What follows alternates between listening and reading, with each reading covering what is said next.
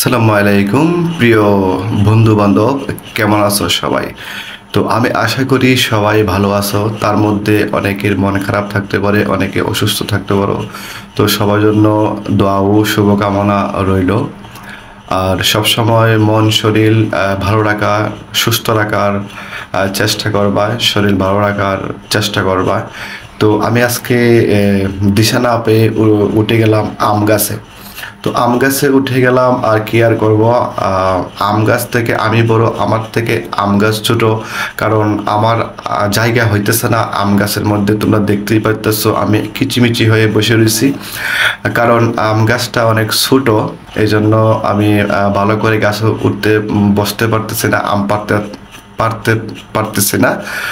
তো তারপরে আম পারতে হবে, কারণ এই যে দেখতে পাইতেছো আমগুলা কিন্তু দেখতে অনেক সুন্দর। হ্যাঁ, অনেক সুন্দর, অনেক মিষ্টি।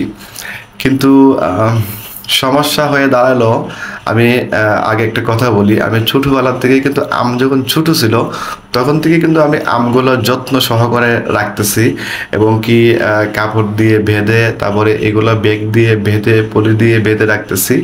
তো রাখার পরে আমগুলা এই পর্যায়ে এত বড় হয়েছে, তার মধ্যে বাতাস ঝড় তুফানে অনেকগুলো আম পড়ে গেছে।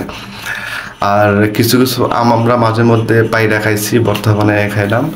তো এখন দেখলাম যে এই যে এত সুন্দর আমগুলা, কিন্তু এত যত্ন করে রাখার পরেও কেন জানি রাখতে পারতেছে না। কারণটা হয়েছে একটু দুঃখের বিষয়। কারণটা হয়েছে আমের মধ্যে পোকা। প্রত্যেকটা আমের মধ্যে কিন্তু পোকা হয়ে যায়। কেন হয়ে যায় ঠিক বুঝতে পারলাম না। হয়তো বা আমি ওষুধ ব্যবহার করি নাই, তার জন্য হয়তো আমে পোকা হয়ে গেছে।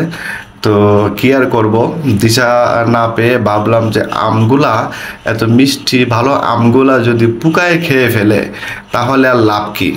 তাই ভাবলাম তো কষ্ট করে হলেও আমি আমগুলা পেরে আমরা নিজেরাই খেয়ে নেই, বা আমগুলো আমরা আচার বানিয়ে নেব, বা ভর্তা বানিয়ে খাবো, বা আশেপাশে বা কাউকে দেব, বন্ধু বান্ধব কাউকে দেব, দু একটা করে সবাই মিলেমিশে খাবো। এটি মনে হয় বেটার। তার জন্য আমি আমগুলা পেরে নিলাম।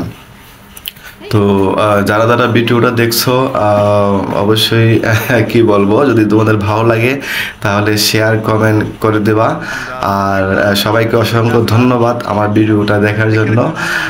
দেখতে পাচ্ছ সব আম কিন্তু আমি পেরে নিয়েছি। এখন আমগুলো আমরা সিদ্ধান্ত নিলাম যে নষ্ট হওয়ার আগে